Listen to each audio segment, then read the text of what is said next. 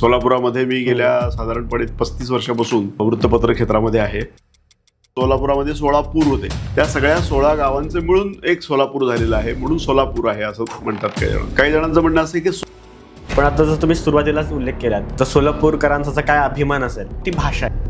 तर ही असे काय वेगळं आहे सर की ह्या सोलापूरच्या भाषेमध्ये? आई भाड्या कुठं गेला की सकाळपासून त्याची वाट बघायला लागली. हेरी बी तसाच, ह्याचा बाप बी तसाच, कसं आहे बघा माझा हानिवार. प्रसिद्ध सोलापूरचा काळजापूरचा मारुती असं आहे की तिथं दर शनिवारी प्रचंड मोठी गर्दी आणि विशेष म्हणजे तरुणांची असते, तरुणींची असते. तर शेंगदाण्याची चटणी ही सोलापूरचं वैशिष्ट्य आहे. सोलापूरच्या ज्वारीची भाकरी जी आहे ही सोलापूरच्याच ज्वारीची भाकरी पाहिजे, तिचं एक वेगळं वैशिष्ट्य त्याच्यामध्ये आहे. कोणी आलं तर म्हणा की बाबा सोलापूरमध्ये काय बघायचं तर सिद्धेश्वर मंदिराला एकदा भेट द्या असं सांगतात. सिद्धेश्वरची यात्रा पण असते मोठी. तर त्या संदर्भात मला जाणून घ्यायचं होतं की नक्की त्याचा इतिहास काय, ते मंदिराचं काय वैशिष्ट्य वगैरे सगळं. सोलापूर महाराष्ट्रातील सर्वात महत्त्वाच्या ठिकाणांपैकी एक ठिकाण आणि आपल्याला ह्या ठिकाणाबद्दल आज माहिती घ्यायची आहे. तर ती माहिती देण्यासाठी आपल्यासोबत आपले सर आहेत. तर सर मला म्हणजे रिक्वेस्ट करायची तुम्हाला की पहिलं तुम्ही ना आमच्या ऑडियन्सला तुमच्याबद्दल सांगा.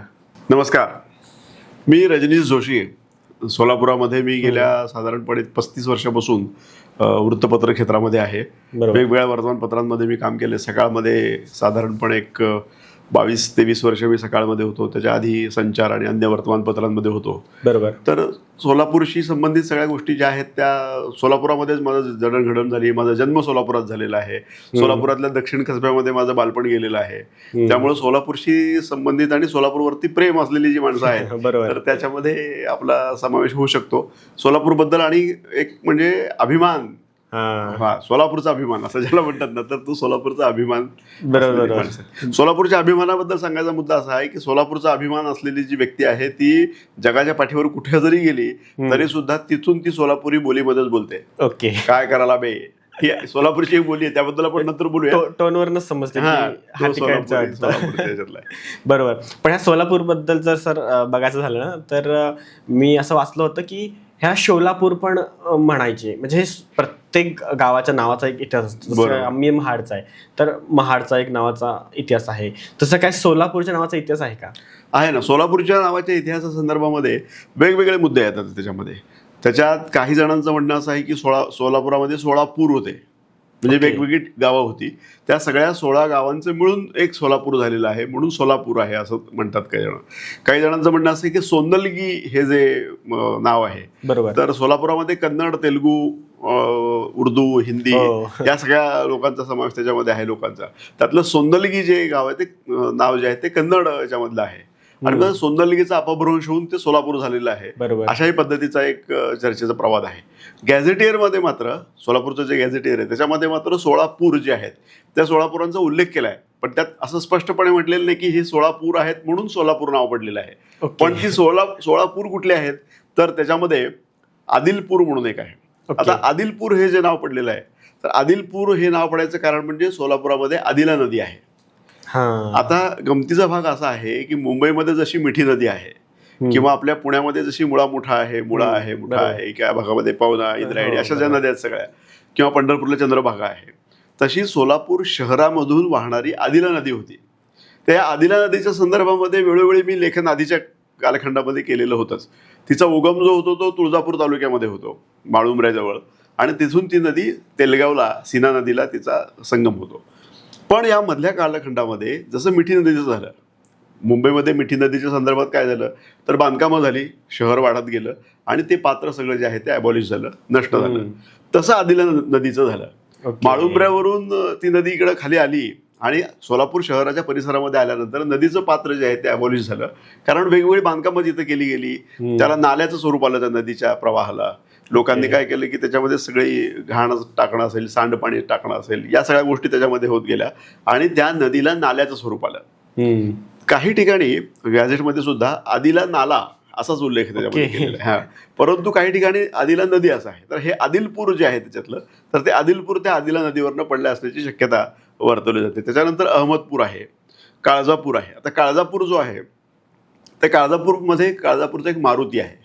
आता ही सगळी छोटी छोटी उपनगरं झालीत बरं का, ही सगळी नावं जी आहेत ही सगळी तर छोटा छोटा एरिया आहे. आता काळजापूर हा परिसर जो आहे तो अगदी एक गल्ली वगैरे असते या पद्धतीचा काळजापूरचा मारुती, तो प्रसिद्ध सोलापूरचा काळजापूरचा मारुती असं आहे की तिथं दर शनिवारी प्रचंड मोठी गर्दी आणि विशेष म्हणजे तरुणांची असते, तरुणींची असते.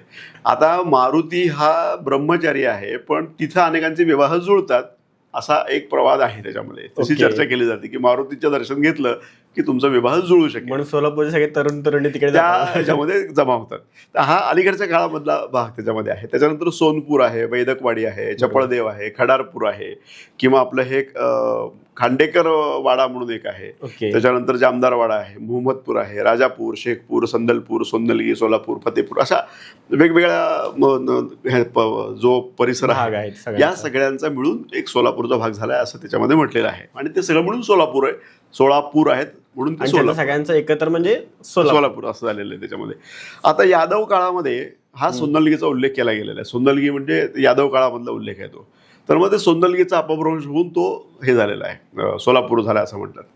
काही जणांनी काय केलंय की मुस्लिमांच्या राजवटीमध्ये सोलापूरवरती अनेक बहामनी, चालुक्य, यादव काळ अशा सगळ्यांच्या राजवटी ज्या वेळेला होत्या तर त्याच्यामध्ये संदलपूर जे आहे तर हा संदलपुराचा अपभ्रंश होत तो सोलापूर झालेला आहे मुस्लिमांच्या ह्याच्यामध्ये अशाही पद्धतीचा. आता संदल म्हणजे हा मुस्लिमांची ती संदल असते ना तर त्या संदलपूर त्याचा अपभ्रंश संदल अशा सोलापूर अशा पद्धतीचे पण काही प्रवाद आहेत त्याच्यामध्ये. तर हे सगळे जे आहेत हे वेगवेगळ्या ठिकाणी वेगवेगळ्या अभ्यासकांनी त्यांच्या पद्धतीचा रिसर्च केलेला आहे आणि तसं ते लिहून ठेवलेलं आहे. त्याला तुम्ही काय म्हणते त्याला 100% पुरावा आहे असं म्हणता येणार नाही. आता मी हे जे सगळे उल्लेख सांगितले तुम्हाला ह्याच्यामधला गॅझेटियर मधला उल्लेख सांगितला, त्याच्यानंतर महानगरपालिका सोलापूर नगरपालिकेने 100 वर्ष पूर्ण झाल्यानंतर शतसंवत्सरिक ग्रंथ काढलेला होता.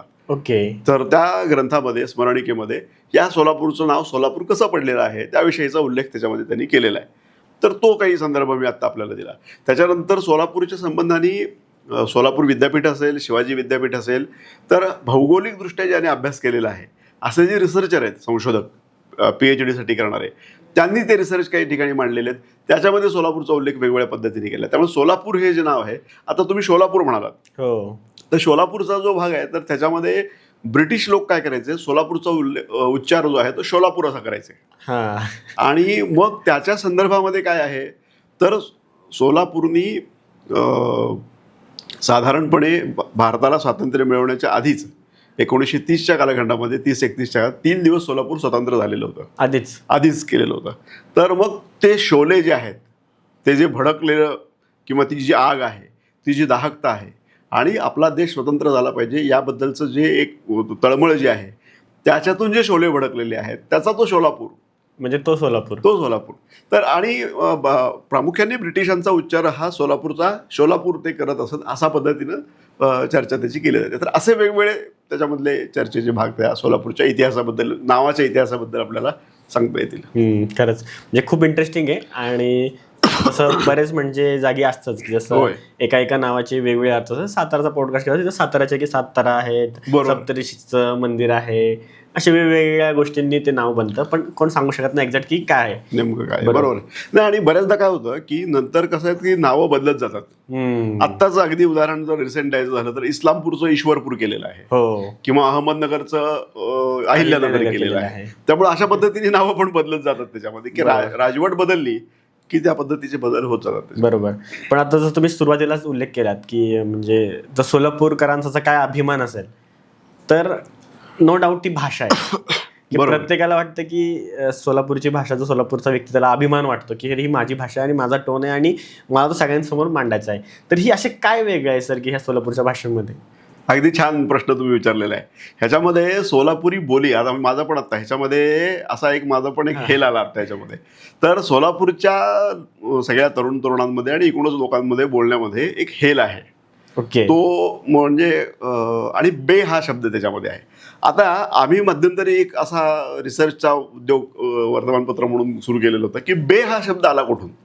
सोलापूरच्या ह्याच्यामध्ये काय करायला बे, कुठे गेलता बे, चल बे जाऊ तिकडं, अशा पद्धतीची जी चर्चा आहे त्याच्यातला हा बे शब्द जो आहे तर बे एक बे, बे दोन्ही चार ह्याच्यातला तर तो नाहीये, म्हणजे पाड्यामधला नाहीये. तर बे नेमका आला कुठून त्याचा बराच शोध घेतला पण बेचा शोध अजून काही लागलेला नाहीये. पण तो लागेल असं मला वाटतं येत्या काळामध्ये, बघू काय होतं ते. पण सांगायचा मुद्दा काय की सोलापूरच्या मित्रांशी जरी बोलायचं असेल, मित्र एकमेकांशी बोलत असतील तरी ते बोलताना बे हा वापरतात शब्द. अगदी प्रेमाने बोलताना सुद्धा, रागाने बोलताना सुद्धा अशा पद्धतीने बे हा त्याच्यामधला शब्द अक्षर ते त्याच्यामध्ये येतं. पण सोलापुरी बोलीचं जे वैशिष्ट्य आहे, सोलापुरामध्ये 150-200 वर्षापूर्वी तेलुगू समाज मोठा ह्याच्यामधून आला आणि त्याच्यानंतर तो सोलापुरामध्ये स्थायिक झाला. सोलापूरच्या विकासामध्ये त्या समाजाचं मोठ्या प्रमाणावरती योगदान आहे. त्या लोकांनी मराठी आत्मसात केली, पण ती आत्मसात करत असताना त्यांच्या उच्चारांमध्ये काही गडबडी झालेल्या आहेत. म्हणजे समजा जर त्यांना खांदा म्हणायचं असेल तर ते खांदाला ख जे आहे, क ख ग घ, याच्यामधलं मराठीतलं जे आहे ते ख हा शब्द ते उच्चारू शकत नाही, ते कांदा म्हणतात. कांद्याला कांदा लावून काम केलं. हा, तर असं त्यांचं बोलणं आहे. तुम्ही सोलापूरच्या मसरे गल्ली भागामध्ये आलात, लिंगायत वस्ती जिथे जास्त आहे, कन्नड भाषिक लोक जास्त तिथे आहेत, त्यांच्यामध्ये हेल काढून बोलायची एक हे आहे. आता आमचा दीपक देशपांडे म्हणून मित्र आहे, तो हास्य कल्लोळ नावाचा कार्यक्रम करतो. हा, त्याच्याकडं एक त्याच्यातला प्रसंग त्याने असा केला आहे की तो जो श्रीशैल नावाचा मुलगा आहे, तो मित्र आहे, आणि तो श्रीशैलची जी आई आहे ती बसलेली आहे तिथं त्या कट्ट्यावरती, आणि तो मित्र गेलेला आहे, श्रीशैल काय आलेला नाही आहे शाळेत.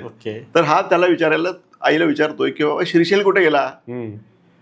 आई भाड्या कुठं गेला की सकाळपासून त्याची वाट बघायला लागले, हेरी बी तसाच, ह्याचा बाप बी तसाच, कसं आहे बघा माझा हनिवार. आता ते हनिवार जे आहे, हे हनिवार म्हणजे कन्नड शब्दामधलं नशीब. कसं आहे बघा माझं नशीब, म्हणजे मराठी आणि कन्नड याच्यामध्ये आलं. तेलुगूमध्ये कांद्याला कांदा, खांद्याला खांदा हा उच्चाराचा भाग त्याच्यामधला आला. त्याच्यानंतर हे मराठीमधलं हेल बे वगैरे जो आहे तो मराठी प्रॉपर बोलणाऱ्या लोकांच्या याच्यामधला आला. त्याच्यानंतर उर्दू जे आहेत, म्हणजे आमच्याकडचं जे उर्दू किंवा हिंदी जे आहे हे मराठी मिश्रितच आहे. म्हणजे धावते धावते गाया दपकन पड्या, अशाच पद्धतीचं बोललं जातं. मार्या कर्या हे जे सगळं आहे ते. मग ही बागवानी बोली जी आहे, ही बागवानी बोली पुन्हा वेगळ्या पद्धतीने डेव्हलप झालेली आहे नंतरच्या टप्प्यामध्ये. बागवानी बोलीमध्ये साहित्य पण निर्माण झालेलं आहे. सोलापूरच्या काही लोकांनी बागवानी बोलीमध्ये कविता केलेल्या आहेत, गझला लिहिलेल्या आहेत, वेगवेगळं साहित्य पण त्याच्यामध्ये रचना केलेली आहे. पण लक्ष्मी मार्केट भाग असेल, विजापूर वेस भाग असेल, तर या भागामध्ये राहणारे जे लोक होते हे सगळे मुस्लिम लोक, यांच्यावरती मराठीचा प्रभाव आहेच. पण मग हे हिंदी बोलणं जे आहे, हिंदी आणि मराठीचा संकर होऊन त्यांची पुन्हा एक वेगळ्या पद्धतीची भाषा झाली. या सगळ्याचं मिळून सोलापुरी बोली म्हणून एक अशा पद्धतीचं एक काय म्हणते संकर म्हणता येईल, भाषा संकर ज्याला आपण म्हणतो, तर ती सोलापुरी बोली झालेली आहे. आता ही सोलापुरी बोली जी आहे, या सोलापुरी बोलीमधले जे विशिष्ट प्रकारचे शब्द जे आहेत, तर हे तुम्हाला वेगवेगळ्या साहित्यामध्ये, आता कसं आहे की बोली म्हटल्यानंतर समजा आपण अहिराणी बोली म्हटलं तर अहिराणीमध्ये बहिणाबाई चौधरींच्या ह्याच्यामुळं ते अजरामर झालेली, त्याचं साहित्य आणि त्यांच्या कविता आणि या सगळ्या ह्याच्यामुळं. मग सोलापुरी बोलीमध्ये काही साहित्य निर्मिती झालेली आहे का? मग बोलीला बोली म्हणून मान्यता केव्हा मिळते? जर त्याच्यामध्ये काही साहित्य निर्मिती झालेली आहे का, अशा पद्धतीची काही असते. पण सोलापुरी बोलीमधले शब्द जे आहेत हे तुम्ही जर कवी राम जोशी त्यांचं जर लावण्या त्यांच्या बघितल्या, त्यांचे अभंग बघितले, त्यांच्या सगळ्या रचना ज्या आहेत त्याच्यामध्ये सोलापुरी बोलीतले शब्द सापडतील. अगदी राम जोशीच्या नंतर आपण कवी कुंज विहेऱ्यांच्या बद्दल बोललो, त्याच्यानंतर सरदेशमुख सर आपले सोलापुरामधले प्राध्यापक त्र्यंबी सरदेशमुखांच्या कादंबऱ्या खूप गाजल्या. त्याच्यामधले बखरेकर राजाची जी कादंबरी आहे त्या कादंबरीमध्ये अनेक शब्द जे आहेत हे सोलापुरी शब्द आहेत. म्हणजे रात्र अशी खरखर-मुंडी होती. आता खरखर-मुंडी हा शब्द जो आहे, ए खरखर-मुंडी तोंडाच्या, अशा पद्धतीचे बोलणं आमच्याकडेही बोललं जातं. तर सांगायचा मुद्दा काय की असे शब्द वेगवेगळ्या पद्धतीने वेगवेगळ्या ठिकाणी सोलापुरी शब्द आलेले आहेत. पण सोलापुरी बोली म्हणून म्हणजे काय, आत्ता मी ज्या टोनमध्ये बोलत होतो त्याच टोनमध्ये काही लिहिलेलं आहे असं आपल्याला काही आढळत नाही. कवितांमध्ये आढळेल, कादंबरीमध्ये आढळेल, कथांमध्ये आढळेल, परंतु समग्र सोलापूर बोली म्हणून अशा पद्धतीची बोली जी आहे ती काही फार काही डेव्हलप झालेली नाही आहे. पण सोलापुरी बोलीचं वैशिष्ट्य असं आहे की सोलापूरचा माणूस जो आहे हा जगाच्या पाठीवर कुठं जरी गेला तरी त्याच्या बोलण्यामुळं, त्याच्या हेलमुळं बरोबर तो लक्षात येतो. त्याचा एक न्यूनगंड जो आहे, आता ह्याच्यामध्ये गडबड काय होते की मी सोलापूरचा माणूस आहे आणि मग पुणेरी माणूस असेल किंवा आणखी कुठल्याही ह्याच्यामधला असेल, भाषेबद्दलचा अभिमान हा जो आहे हा सोलापुरी लोकांना, सोलापूरच्या नागरिकांना हा फार तीव्रतेने जो होता तो नव्हता. म्हणजे काय, त्याच्याबद्दलचा एक न्यूनगंड होता. म्हणजे आपली सोलापुरी भाषा जी आहे ही सदोष भाषा आहे किंवा त्याच्यामध्ये काही गडबडी आहेत, तर मग आपल्याला प्रमाण भाषेत बोललं पाहिजे म्हणून प्रमाण भाषेमध्ये बोलायचा प्रयत्न सोलापूरकर करत होते. पण अलीकडच्या काळामध्ये बोलींना एक अतिशय उत्तम अशा पद्धतीचं महत्त्व जे आहे ते सगळीकडे आलेलं आहे. आणि म्हणून सोलापुरी बोलीमध्ये तुम्ही बघा, काही लोकांनी सोलापुरी बोली या विषयावरती, मी आता हास्य कल्लोळचं उदाहरण तुम्हाला दिलं की सोलापुरी बोली या विषयावरतीच त्या दीपक देशपांडेंनी एक अतिशय विनोदी कार्यक्रम केलेला आहे की त्याचं जे काही अनुकरण म्हणा किंवा त्याचा जी छाप त्याच्यावरती किंवा ठसा जो आहे तो वऱ्हाड निघाला लंडनलाचा. वऱ्हाड निघाले लंडनला मध्ये कसं आहे, सगळी मराठवाडी बोली जी आहे, त्या बायका कसं बोलतात, तो माणूस कसा बोलतो, जॉनरावचं काय आहे वगैरे वगैरे सगळ्या, तर ते बरोबर ह्या हास्य कल्लोळमध्ये जे आहे ते सोलापुरी सगळ्या घटना प्रसंग आणि त्याच्यामधले डायलॉग आणि ते सगळं नाट्यपूर्णता त्याच्यातली जी आहे ती त्यांनी हास्य कल्लोळमध्ये आणलेली आहे. मी आत्ता जसं म्हणालो तसं बागवानी बोलीमध्ये आपल्याकडे बागवानी बोली ही केवळ सोलापुरात बोलली जाते असं नाही. बागवानी बोली ही व्यापक स्वरूपाची आहे, वेगवेगळ्या ठिकाणी ती हे केली जाते. पण सोलापुरामध्ये बागवान समाज मोठ्या प्रमाणावरती आहे. ओके. त्याच्यामुळं ते म्हणजे काय, तुम्ही मार्केटमध्ये गेलात तर बागवानाशी बोलताना तुम्ही जो संवाद साधाल तर ती बागवानी बोली त्याच्यामध्ये आहे. जसं मी आता म्हणालो, भागते भागते गाया धपकन पड्या वगैरे असं ज्या पद्धतीचं त्या पद्धतीचं, तर ती बोली झाली. त्याच्यानंतर मी सांगत होतो ते ह्या बोलींच्या साहित्यातल्या ह्याच्याबद्दल, कवितांमध्ये किंवा ह्याच्यामध्ये, तर शब्दांच्या स्वरूपामध्ये ते आहे. येत्या काळामध्ये मला असं वाटतंय की आपल्या सोलापुरामध्ये, म्हणजे सोलापूरचं आणखीन एक वैशिष्ट्य असं आहे की फक्त सोलापूर जिल्ह्याकरता एक विद्यापीठ जे आहे ते सोलापूरचं विद्यापीठ, म्हणजे पुण्यश्लोक अहिल्यादेवी होळकर सोलापूर विद्यापीठ जे आहे हे फक्त एका जिल्ह्यासाठी आहे. महाराष्ट्रात अन्यत्र कुठेही तुम्हाला हे असं अभावाने आढळेल की फक्त एका जिल्ह्यासाठीच एक विद्यापीठ काम करत आहे. तर सोलापूर विद्यापीठ जे आहे ते सोलापूर. तर मग सोलापूर विद्यापीठाने अशा पद्धतीच्या सोलापुरी भाषेचं जतन केलं पाहिजे. सोलापुरी भाषेमध्ये साहित्य निर्मितीला चालना देण्यासाठी आता आपल्याला काय करता येऊ शकेल, उदाहरण द्यायचं झालं तर सोलापुरी बोलीमधली नाटकं करा, नाट्यप्रयोग करा, नाट्यसंहिता लिहा, एकांकिका लिहा, किंवा अशा पद्धतीची कविता किंवा अशा पद्धतीची रचना करा. अशा प्रकारे जर प्रोत्साहन दिलं गेलं तर सोलापुरी बोली जी आहे ही साहित्य रूपामध्ये येईल. आता कसं होतंय, त्याच्यातला न्यूनगंड जो आहे, हा न्यूनगंड सुद्धा लोकांचा जो आहे, ही आपली बोली आहे, ही बोलण्यामधला न्यूनगंड जो आहे तो कमी होऊ शकतो. सोलापुरी बोलीच्या संदर्भामध्ये ह्या 4 प्रमुख भाषांबद्दल मी बोललो, पण सोलापुरी बोलीमध्ये कैकाडी समाज असेल, पारधी समाज असेल, बेरड समाज असेल, या सगळ्यांची स्वतःची एक भाषा आहे, स्वतःची एक बोली आहे. या बोलीमधले शब्द सुद्धा सोलापुरी बोलीमध्ये आपल्याला आढळतील. सोलापुरामध्ये सेटलमेंट नावाचा एक एरिया होता, एक भाग होता. तर विजापूरमध्ये आणि सोलापूरमध्ये असे 2 ठिकाणी सेटलमेंट होते. ब्रिटिशांना सातत्याने त्रास देणारा, ब्रिटिशांच्या विरोधामध्ये सातत्याने कारवाया करणारा असा जो सगळा समाज होता तो भटका विमुक्त समाज होता. आणि या भटक्या विमुक्त समाजाच्या सगळ्या कारवायांना ब्रिटिश लोक कंटाळून गेलेले होते. त्या ब्रिटिशांना हैराण करून सोडायचं काम जे आहे ते या भटक्या विमुक्त समाजातल्या सगळ्या ह्यांनी केलेलं होतं. मग त्याच्यामध्ये आता मी जसं म्हणालो तसं पारधी, कैकाडी, बेरड आहेत, त्याच्यानंतर टकारी आहेत, त्याच्यानंतर हे सगळे वेगवेगळ्या समाजाचे लोक जे आहेत. मग या सगळ्या लोकांना ब्रिटिशांनी काय केलं, सेटलमेंट नावाच्या एरियामध्ये आणून सेटल केलं. मग ते सेटल करणं म्हणजे तसं नाही आहे, ह्या लोकांचा त्रास होतो, चोऱ्या माऱ्या करतात किंवा त्रास देतात म्हटल्यानंतर त्यांनी काय केलं, त्यांच्या राहण्याच्या सगळ्या बाजूनी त्यांनी इलेक्ट्रिक तार बसवली आणि त्याच्यामध्ये वीज प्रवाह सोडला. म्हणजे जर कुणी बाहेर पडायचा प्रयत्न केला तर त्याला त्या विजेचा शॉक बसेल, त्याच्या बाहेर जायचं नाही. तिथं सेटल झालेले ते. तर या सेटलमेंटवरती मालती बेडेकरांनी, विश्राम बेडेकरांच्या पत्नी त्या सोलापुरामध्ये होत्या, विभावरी शिरूरकर त्यांचं टोपण नाव, त्यांनी बळी नावाची कादंबरी लिहिली. आणि ही बळी कादंबरी जी आहे ती संपूर्ण साहित्य प्रांतामध्ये अतिशय गाजली.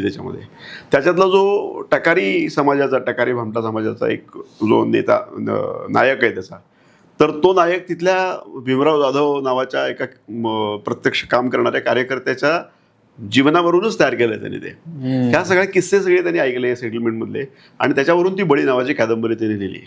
हा जो भीमराव जाधवांचा जो उल्लेख मी आपल्याला केला, तर भीमराव जाधव हे अतिशय उत्तम अशा पद्धतीचे सामाजिक कार्यकर्ते होते. पंडित नेहरू त्यांच्यासाठी सोलापुरामध्ये आलेले होते.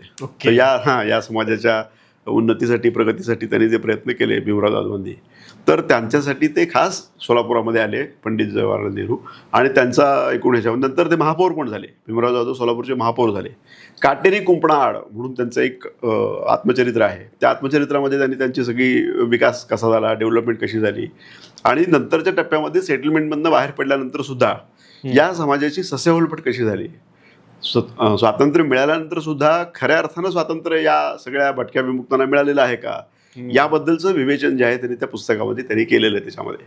तर शिक्षणाची जी काही गोष्ट त्यांच्यापर्यंत पोचायला पाहिजे ती फारशी पोचली गेलेली नाही आहे, असा त्याच्यामधला एक महत्त्वाचा मुद्दा त्यांनी त्यात घेतलेला आहे. आणि नंतरच्या टप्प्यामध्ये हे काटेरी कुंपणाळ जे आहे ते खूप चांगलं पुस्तक त्याच्यामधले आहे. आणि सोलापूरच्या सेटलमेंट एरियाचा इतिहास ज्याला म्हणता येईल तर तो आपल्याला त्याच्यात सांगता येईल. आणि ललित साहित्यामध्ये बळी नावाच्या कादंबरीमधून आपल्याला मालती बेडेकरांच्या त्याचा उल्लेख आपल्याला सेटलमेंटचा करता येईल. तर या सगळ्या मी आता सांगायचा मुद्दा आपला असा होता की सेटलमेंटमधले हे सगळे जे 17-18 भाषिक लोक जे होते यांच्या भाषेतले शब्द आणि ह्या वर मगाशी उल्लेख केलेल्या सगळ्या भाषांचं ह्या सगळ्यांची मिळून सोलापुरी बोली झाली आहे. ही व्यापक आहे, याचा विस्तार इतक्या मोठ्या प्रमाणावरती आहे, पण त्याचं फारसं गांभीर्याने कुणीही त्याची दखल घेतली. त्यामुळे ती म्हणजे आपण फक्त बोलायला बोलतोय, ती तोंडी बोली, पण बाय म्हणजे आपण म्हणतो ना की ऑथेंटिक किंवा शासनाने मान्यता किंवा आपण म्हणतो त्याला की जोपर्यंत ते साहित्य तुम्ही म्हटलात होत नाही तोपर्यंत त्याला काहीच म्हणजे बोली म्हणून आणि बोली लोप पावत असते. काही याच्यामध्ये कसं झालं की आता एका गावामध्ये महाराष्ट्रामधल्या 300 लोक आहेत ती विशिष्ट बोली बोलणारे. ते 300 लोक त्यांची पुढची पिढी आली आणि ती पुढची पिढी शिकून दुसऱ्या गावामध्ये किंवा अन्यत्र मोठ्या शहरांमध्ये गेली तर ती बोलीच लोप पावते. तर बोली लोप पावणं म्हणजे पिढी लोप पावल्यासारखंच आहे. म्हणजे त्यामुळे सोलापुरी बोली टिकली पाहिजे आणि त्यासाठी विद्यापीठासारख्या शिक्षण संस्थांसारख्या संस्थांनी त्याच्यामध्ये लक्ष देऊन काम केलं पाहिजे. अजून पण आता जे यंगस्टर आहेत ते सगळेजण रील्स क्रिएट करतायत, कॉन्टेंट बनवतायत किंवा रायटिंग करतायत, बुक्स करतायत. तर त्या लोकांनी जर ह्या भाषांमध्ये जर सगळं बनवलं सगळं साहित्य तेव्हाच त्या सोलापूरच्या बोली भाषेला ऍक्च्युअल बोली आहे. तुम्ही जो म्हणालात तो मुद्दा बरोबर आहे. आणि सगळ्यात महत्त्वाचं कसं आहे की ह्याच्यामधून म्हणजे कोणतीही भाषा जर जिवंत राहायची असेल, कुठली का असेल, मराठी असेल, आपण जे म्हणतो ते या सगळ्या बोली असतील, तर त्या उपजीविकेचं साधन होऊ शकतात का? तुमची जर उपजीविका त्या भाषेमध्ये होत असेल तरच ती भाषा जिवंत राहू शकते. इंग्रजीचं प्राबल्य वाढायचं कारण तेच आहे. जगभरामध्ये इंग्रजी बोलणाऱ्या माणसाकडं त्याच्याकडे एक वेगळं कौशल्य आहे अशा पद्धतीने बघितलं जातं.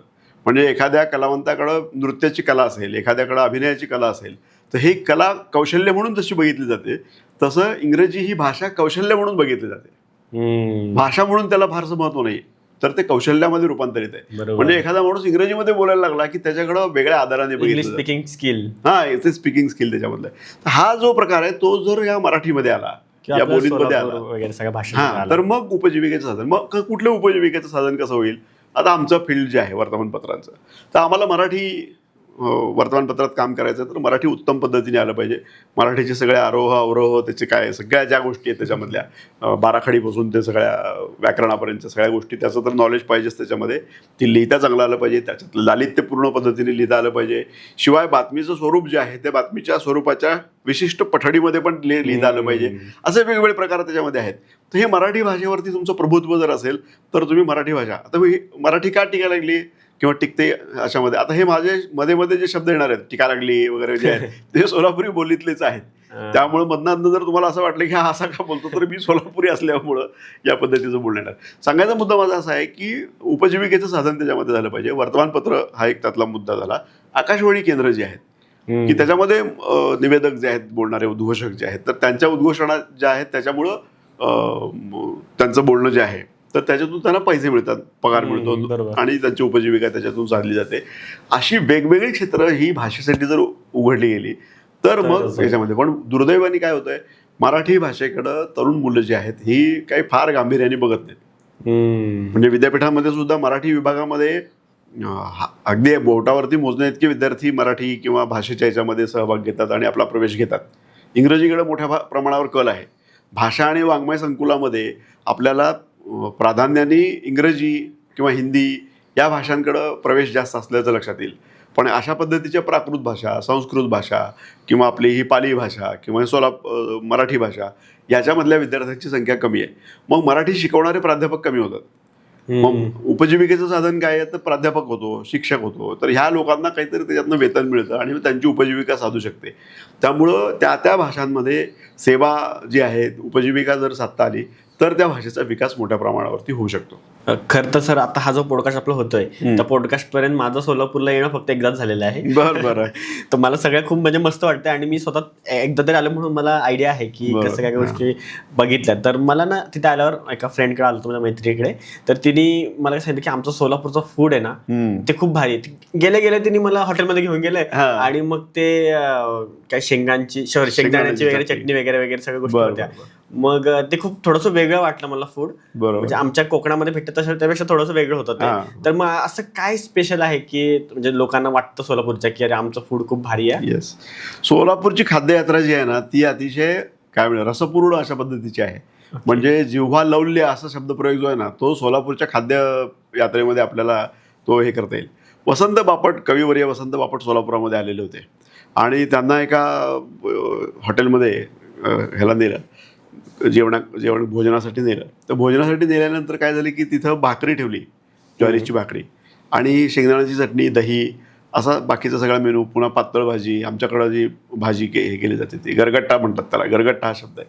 तर अशा पद्धतीचं सोलापुरी जेवण जे आहे ते त्यांच्यासमोर ठेवल्यानंतर ते म्हणाले दाण्याची चटणी मी सगळीकडे खातो म्हणाले. हे ते दाणकूट म्हणतात त्याला, दाणकूट. तिकडं मुंबईमध्ये वगैरे काय करतात, दाणकूट शब्द आहे त्याच्यामध्ये. ही दाण्याची चटणी वगैरे मी खातो, त्याच्यात काय नाविन्य आहे, ही भाकरी काय तुम्ही मला दिली म्हणाले. म्हणजे त्यांना असं वाटलं की जेवण जे आहे ते कसं असं हे द्यायला पाहिजे. मग अर्थात तो मोठा कवी असल्यामुळे त्यांना हे माहिती होतं की स्थानिक चव जी आहे ती एक वेगळी असणार आहे हे त्यांना माहिती होतंच. मग त्यांनी जेव्हा पहिल्यांदा त्या भाकरीचा तुकडा तोडला तर ते म्हणाले की इतकी मऊ लुसलुशीत आणि जाड भाकरी जी आहे ही सोलापुरामधली मी आयुष्यात खातोय. आणि मग त्या भाकरीच्या ह्याच्यानी त्यांनी शेंगदाण्याची चटणी आणि दहीचा एक घास घेतला आणि त्यांना ती अद्भुत चव वाटली त्याची. आणि त्याच्याबद्दल त्यांनी इतक्या छान पद्धतीने त्याची प्रतिक्रिया दिली त्याच्यामध्ये. ते हॉटेल जे आहे सोलापुरामध्ये ते वसंत बापट त्या ठिकाणी जेवण करून गेल्यामुळं, भोजन तिथं करून गेल्यामुळं सोलापुरामध्ये अतिशय लोकप्रिय झालं. ओके. हां. आणि मग नसलेंची शेंगदाण्याची चटणी, नसले नाव आहे त्या ह्याचं. ओके. हां, नसलेची शेंगदाण्याची चटणी ही प्रसिद्ध झाली. आणि मग शेंगदाण्याची चटणी नसलेंची घ्यायची. तर नसलेंच्या त्या हॉटेलमध्ये ते जेवायला गेलेले होते. शेंगदाण्याच्या चटणीचं आणखीन प्रेमात पडलेले याच्यामध्ये पु ल देशपांडे होते. ओके. तर सोलापुरामध्ये पु ल देशपांडेंचं सोलापूरशी नातं जे होतं ते त्यांची जी पहिली पत्नी होती ती सोलापूरची होती. ओके. हां, त्याच्यामुळे त्यांचं सोलापूरला येणं जाणं असायचं. आणि सोलापुरामध्ये त्यांचे मित्र होते प्राध्यापक श्रीराम पुजारी म्हणून. त्यांच्याकडे ते सातत्याने येत असत वेगवेगळ्या मैफिलीच्या निमित्ताने, कार्यक्रमाच्या निमित्ताने. तर मग सोलापुरात आले की ते शेंगदाण्याची चटणी, त्या शेंगदाण्याच्या चटणीबद्दल त्यांनी त्यांच्या पुस्तकामध्ये लिहिलेलं आहे. ओके. त्यामुळं चटणी खायची असेल तर ती सोलापूरची खायची, शेंगदाण्याची चटणी असं त्यांनी लिहून ठेवल्यामुळं काय झालंय, सोलापूरची शेंगदाण्याची चटणी जी आहे ती अजरामर झालेली आहे. ती पु ल देशपांडेंचा वाचक जगभरामध्ये सगळीकडे आहे. जगभरातल्या सगळ्या वाचकांना सोलापूरच्या शेंगदाण्याच्या चटणीचा अभिमान आता आपल्या मराठी सोलापूरकर लोकांना वाटतो. तर ते पु ल देशपांड्यांनी पण त्याला अजरामर केलेलं आहे. तर याचं एक वैशिष्ट्य काय आहे की सगळ्यात महत्त्वाची गोष्ट अशी की सोलापूरच्या शेंगदाणे जे आहेत ते सोलापुरामध्ये शेंगा जे आहेत की ते फार मोठ्या प्रमाणावर पिकतात आणि त्याच्या शेंगदाण्याची चटणी होते असं नाही आहे. शेंगदाणे वेगवेगळ्या ठिकाणाहून येतात, वेगवेगळ्या बाजारातून होतात. पण ज्वारीचं कोठार म्हणून सोलापूरची प्रसिद्धी आहे. ओके. तर मंगळवेढ्याचं दामाजी पंतांचं उदाहरण जे आहे तर संत दामाजींनी काय केलेलं होतं की त्यावेळेला दुष्काळ पडलेला होता आणि सगळ्या लोकांसाठी त्यांनी धान्याचं कोठार जे आहे त्या बादशहाचं, बिदरचा बादशाह जो होता त्याचं कोठार खुलं केलं आणि तिथं ज्वारी सगळ्यांना दिली ती. तर हे ज्वारी पहिल्यापासून सोलापूरचं वैशिष्ट्यच आहे की मंगळवेढ्याची ज्वारी जी आहे ती अतिशय वैशिष्ट्यपूर्ण अशा पद्धतीची, त्याचे दाणे आणि त्याचं ते कणीस त्याचं जे आहे ते. सोलापूरचा हुरडा प्रसिद्ध आहे. तर आपण ही ज्वारीची भाकरी जी आहे ती सोलापूरच्या ज्वारीची भाकरी आणि तुम्ही महाराष्ट्राभर, भारतभर किंवा जगभरातल्या कुठल्याही भाकरीची ज्वारीची भाकरी यांची तुलना करू शकत नाही. सोलापूरच्या ज्वारीच्या भाकरीचं वैशिष्ट्य असं आहे की ती जाड जरी केली तरी ती मऊ होते. तिच्या ज्वारी त्या भाकरीलाच तुम्ही नुसती भाकरी जरी खाल्लीत तरी तिची स्वतःची एक वेगळी चव आहे. ती दुधामध्ये बुडवून जरी खाल्ली तरी सुद्धा तुम्हाला वेगळी चव त्याच्यामध्ये. तर शेंगदाण्याची चटणी ही सोलापूरचं वैशिष्ट्य आहे. सोलापूरच्या ज्वारीची भाकरी जी आहे ही सोलापूरच्याच ज्वारीची भाकरी पाहिजे, तिचं एक वेगळं वैशिष्ट्य त्याच्यामध्ये आहे. हे प्रामुख्याने सातत्याने बोलले जाणारे मुद्दे जे आहेत ते व्हेज, ज्याला आपण शाकाहारी म्हणतो त्याच्यामधलं आहे. पण सोलापूरचं आणखीन एक वैशिष्ट्य आहे ते म्हणजे मांसाहारी सोलापूरचं खाद्य पदार्थ सोलापूरचे. सोलापुरामध्ये सीख कढई म्हणून एक आहे. ओके. त्याला मला वाटतं त्या सळईला मांसाचे तुकडे असे हे करून ते भाजले जातात ह्याच्यावरती, चुलीवरती. आणि मग त्याच्या म्हणजे त्याला मसाला वगैरे लावून तो जो पदार्थ केला जातो सीख ह्याचा, तर तो इतका अद्भुत असतो चवीला की तुम्ही जिभेवरती ठेवल्यानंतर विरघळून जातो. ओके. तर सोलापुरामध्ये लता मंगेशकरांचा कार्यक्रम होता आणि लता मंगेशकर त्या कार्यक्रमाला आल्यानंतर त्यांना मांसाहार प्रिय होता. मग ते सांगितलं त्यांना की असं असं भोजनाची व्यवस्था आहे, मांसाहार चालेल म्हणाल्या त्या. मग त्यांना हा सीखचा पदार्थ दिला. तो त्यांनी जिभेवरती ठेवल्यानंतर त्या म्हणाले की हा अतिशय उत्तम आणि अद्भुत अशा पद्धतीचा चवीचा पदार्थ आहे, बनवतात कसं हे बघायचं. आता गमतीचा भाग असा की त्यांचा त्या दिवशी कार्यक्रम होता. तो कार्यक्रम झाल्यावर त्यांना पुन्हा दुसरीकडे कुठेतरी परगावी कार्यक्रमासाठी जायचं होतं. त्यांनी तो पुढचा कार्यक्रम जो आहे तो पोस्टपोन केला. ओके. सोलापुरात राहिल्या त्या. सोलापुरात राहून त्यांनी ते सीख कशा पद्धतीने तयार केले जातं, तो पदार्थ कसा, त्याची रेसिपी काय आहे, या सगळ्या गोष्टी जाणून घेतल्या आणि त्या दिवशी मुक्काम करून सगळ्या गोष्टी पाहिल्या त्यांनी आणि मग त्या पुढं त्यांच्या द्यायला गेल्या. तर हे लता मंगेशकरांचा उल्लेख निघालाय म्हणून लता मंगेशकरांच्या आयुष्यामधलं पहिलं सार्वजनिक गाणं जे आहे ते त्यांनी सोलापुरात गायलेलं आहे. म्हणजे लता मंगेशकर छोट्या होत्या, दीनानाथ मंगेशकरांचा कार्यक्रम होता आणि त्यांच्या कार्यक्रमामध्ये दीनानाथजी गात होते आणि मधल्या अवधीमध्ये अक्षरशः त्याच्यात वर्णन जे केलेलं त्या पुस्तकामध्ये त्याच्यामध्ये त्या झोपेला आलेल्या होत्या, पण त्यांना त्या ह्याच्यामध्ये आणून बसल्यानंतर त्यांनी जे गायन केलं त्यावेळेस, तर त्या स्वतः लता दीदींनीच म्हटलंय की माझं पहिलं गाणं जे आहे ते सोलापुरामध्ये झालेलं आहे. किती अभिमानाची गोष्ट. सोलापूरकरांसाठी अतिशय अभिमानाची गोष्ट. आणि त्यांना हा सीख जो पदार्थ आहे तो आवडतो. शेंगदाण्याची चटणी पु ल देशपांडेंना आवडते. वसंत बापटांनी ज्वारीच्या भाकरीचं कौतुक केलेलं आहे. तर मोठमोठी माणसं जी आहेत ती सोलापूरच्या खाद्यप्रेमामध्ये पडलेली आहेत. त्यामुळे सोलापूरचं खाद्यप्रेम जे आहे ते सोलापूरचे खाद्य पदार्थ जे आहेत ते अतिशय चवीचे आणि ह्याच्यामधले आहेत. बरोबर. तर नंतरच्या टप्प्यामध्ये सोलापुरामध्ये वेगवेगळे पदार्थ आले, पण हे प्रॉपरचे किंवा मूळ ज्याला आपण म्हणूनच आहोत ही सोलापूरची. आता मी सुद्धा आवंडा गेला त्याच्यामध्ये सोलापूरच्या मला पण म्हणजे रिअलाइज झालं की का म्हणजे त्या मैत्रिणींनी मला गेल्या गेल्या पहिल्या हॉटेलमध्ये घेऊन गेले की पहिला हे खा. म्हणजे आमच्याकडे कसं कोकणामध्ये आल्या का चल तुला बीच दाखवतो, चल तुला समुद्र दाखवतो, आमच्याकडे हे शिंपले हे माशाचे पदार्थ असे लोक करतात. तसं ते सोलापूरचे लोक काय एवढं फूड लगेच तर सांगतात की आमच्याकडचे इथं मिसळ खा, आमच्याकडचे इकडे हे गोष्टी खा, हे सगळ्या गोष्टी खा. आमच्याकडे विजापूर वेस्ट भागामध्ये मटण भाजनालय आहेत. म्हणजे मटण घ्यायचं विकत आणि त्या भाजनालयात देऊन टाकायचं.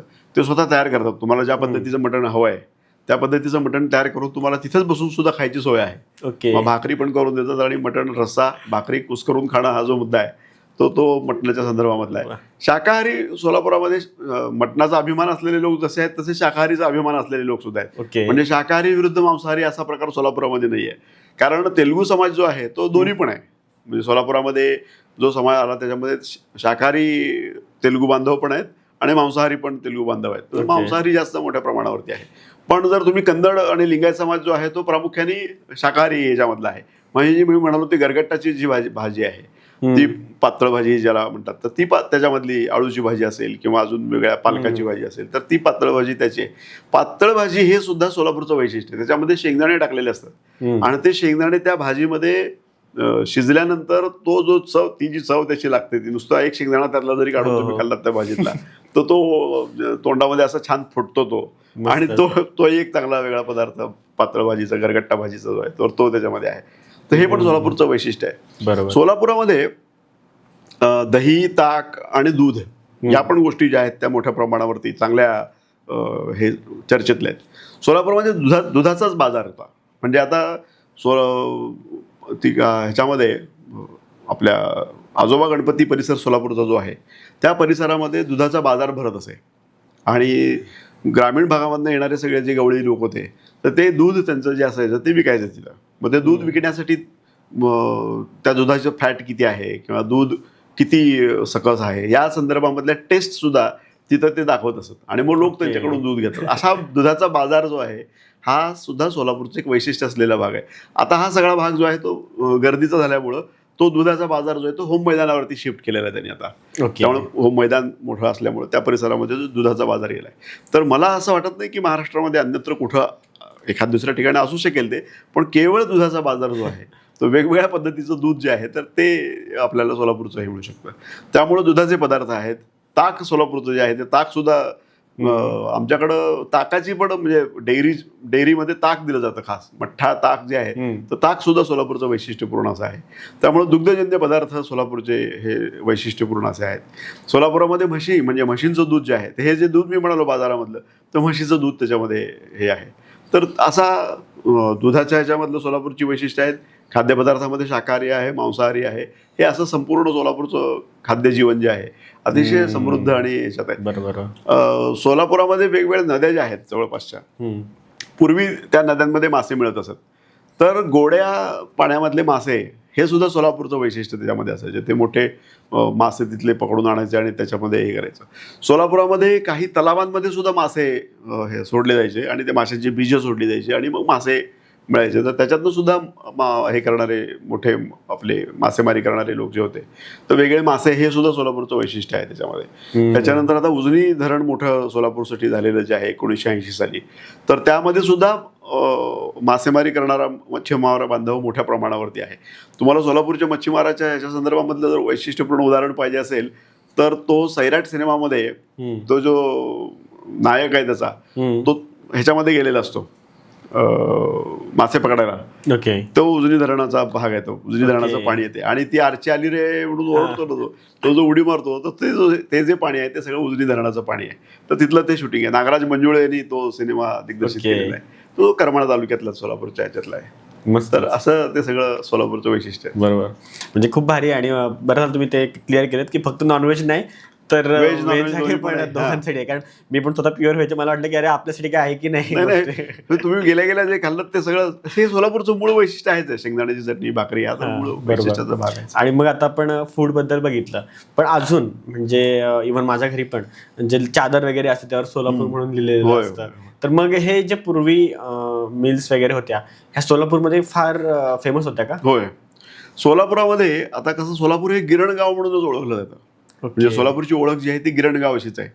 म्हणजे सोलापुरामध्ये साधारणपणे 1833-1850 म्हणजे या कालखंडामध्ये साधारणपणे सोलापूर स्पिनिंग मिल म्हणून एक मोठी मिल जी होती स्थापन झालेली होती आणि त्याच्यामध्ये सोलापुरामधले बरेचसे कामगार जे आहेत ते काम करायचे.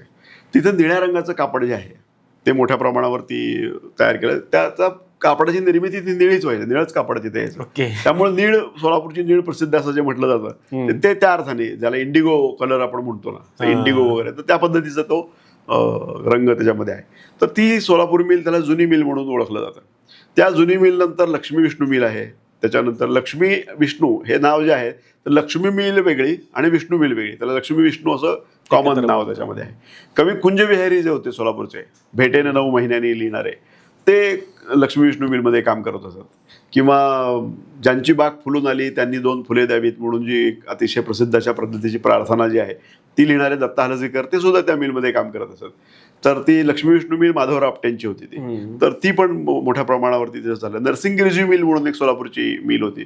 त्या मिलमध्ये अशी त्यावेळेस होता तो. आता सध्या परिस्थिती झाली की मिल बंद पडल्यामुळं सध्याची स्थिती काय मला माहिती नाही पण एक वडाचं झाड होतं मोठ्याच्या मोठं आणि त्याचा विस्तार प्रचंड मोठ्या प्रमाणावर झालेला होता. तर ते वडाचं झाड हे त्या नरसिंगगिरीजी मिलचं वैशिष्ट्य होतं. त्या नरसिंगगिरीच्या मिलच्या परिसरामध्ये एक मोठी बारव होती. म्हणजे पायऱ्या असलेली विहीर होती ती प्रचंड मोठी अशी विहीर तिच्यामध्ये होती. त्या सोलापूर मिलचं वैशिष्ट्य असं होतं की त्याच्यामध्ये पॉवर हाऊस होतं. मोठे हौद होते आणि त्या हौदांमधून वीज निर्मितीचा प्रयत्न त्यावेळेस केलेला होता. तर तो मोरारका म्हणून शेटजी होते त्यांनी तो प्रयत्न त्यावेळेस केलेला होता.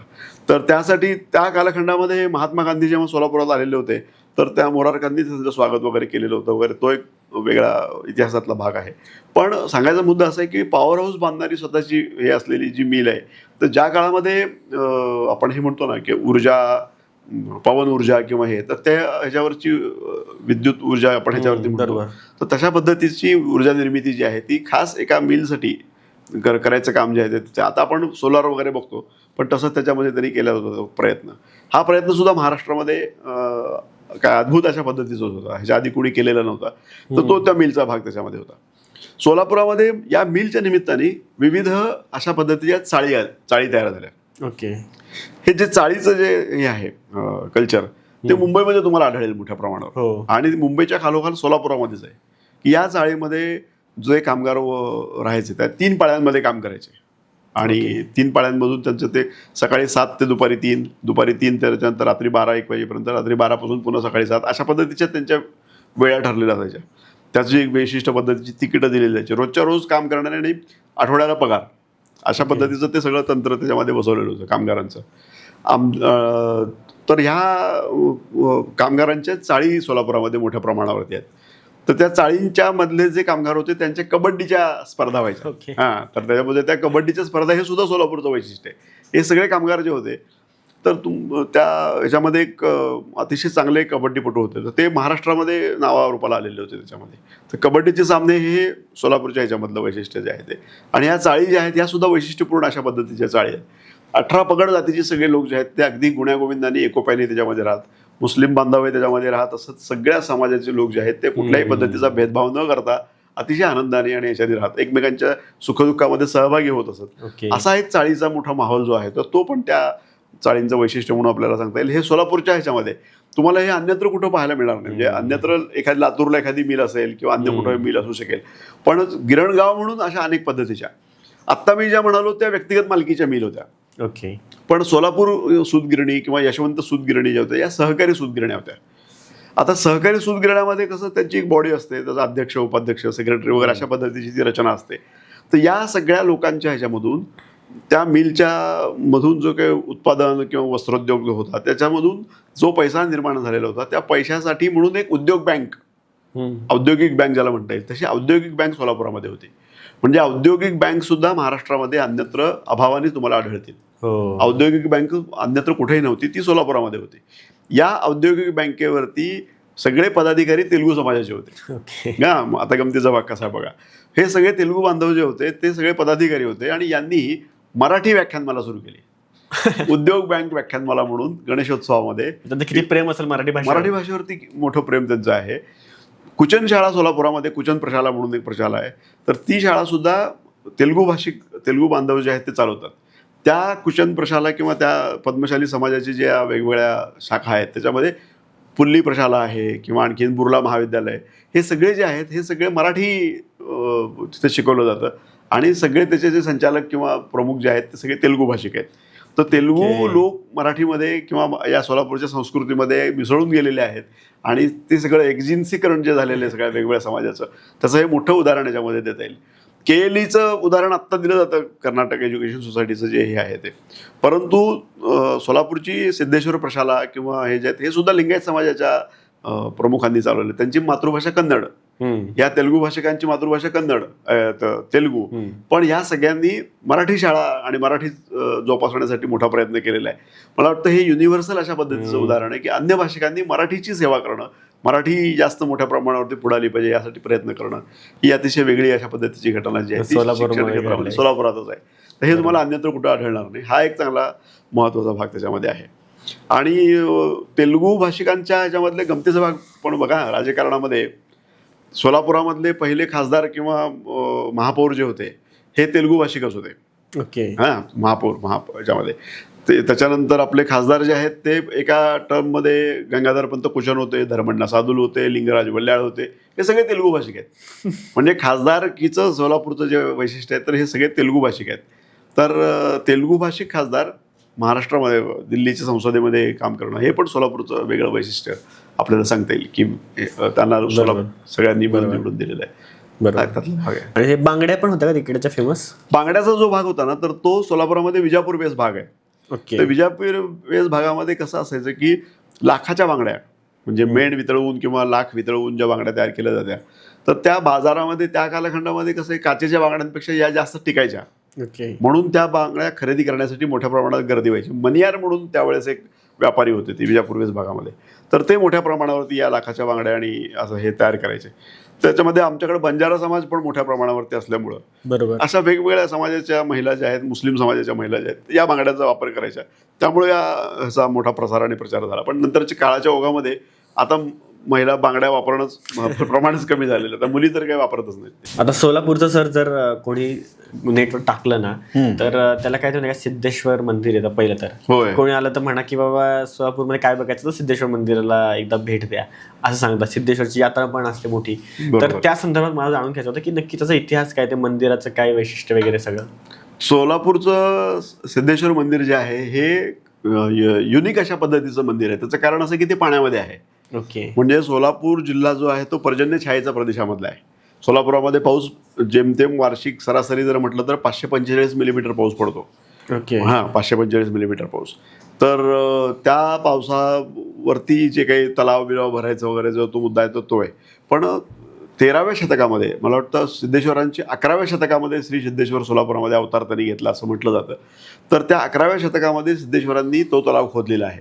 ओके. आणि त्या तलावामध्ये त्या तलावाचंच पाणी जे आहे ते सोलापूरच्या सगळ्या जनतेला त्यावेळेस पिण्याच्या पाण्यासाठी म्हणून त्याचा वापर केला जायचा. बरोबर. तो 36 एकर इतकी त्याची व्याप्ती आहे त्या संपूर्ण तलावाची. आणि त्या तलाव चारी बाजूनी आहे आणि मध्यभागी सिद्धेश्वराचं मंदिर आहे. सिद्धेश्वराचा गाभारा जो आहे तो त्याच्यामध्ये आहे. आता त्याला सुवर्ण गाभारा करायचे प्रयत्न सध्या सुरू आहेत. ते सोन्यानी अनेक लोकांनी सोनं दिलेलं आहे आणि आमच्या सोलापूरचा ग्रामदैवत जे आहे ते सोन्यासारखं आहे म्हणून सुवर्ण गाभारा करायचे प्रयत्न अलीकडच्या काळात सुरू आहेत. पण ह्या मंदिरामध्ये म्हणजे पाण्यामधलं जे मंदिर आहे त्याचं बांधकाम सुद्धा वैशिष्ट्यपूर्ण पद्धतीचं आहे. त्याचं जे काही आर्किटेक्चर त्याला म्हणता येईल तर आर्किटेक्ट वेगळ्या पद्धतीचं केलेलं आहे. त्याच्यानंतर तिथं आतमध्ये प्रवेश पूर्वी त्या तलावामध्ये एक बेट होतं. त्या बेटावरती वेगवेगळे समारंभ केले जात असत. कुणाचं काय आता अगदी एखाद्या मुलाचं नामकरण करायचं असेल, जावळ काढायचं असेल किंवा मुलींच्या संदर्भामधले काही कार्यक्रम असतील तर ते दाखवले जायचे. घरामधले काही कार्यक्रम असतील तर एखादा साखरपुड्यासारखा कार्यक्रम असेल तर हे सगळेजण नावेमधून त्या बेटावरती जायचे आणि त्या बेटावरती तो सगळा सोहळा साजरा करायचे. तर ते बेट आता हे झालं पण ते बेट सुद्धा एक वेगळ्या पद्धतीचं सोलापूरच्या तलावामधलं जे होतं तो भाग त्याच्यामधला आहे. आणि त्या सिद्धेश्वर महाराजांच्या बाजूलाच म्हणजे त्या मंदिराच्या बाजूलाच भुईकोट किल्ला आहे सोलापूरचा. तर ह्या भुईकोट किल्ल्याचं जे खंदक होता त्या खंदकामध्ये पण पाणी होतं. तर ते पाणी या तलावामध्ये पुढच्या टप्प्यामध्ये त्याचं मिश्रण त्याचं केलं आणि खंदकामध्ये बाग करण्यात आली.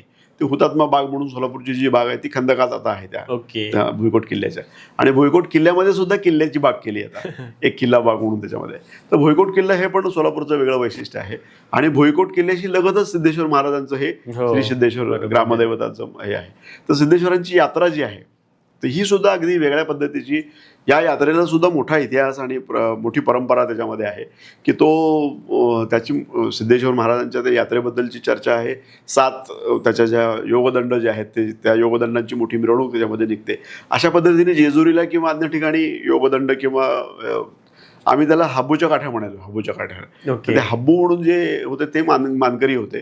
तर त्यांची ती काठी पहिली असायची आणि वेगवेगळ्या समाजाच्या लोकांच्या काठ्या आहेत त्या.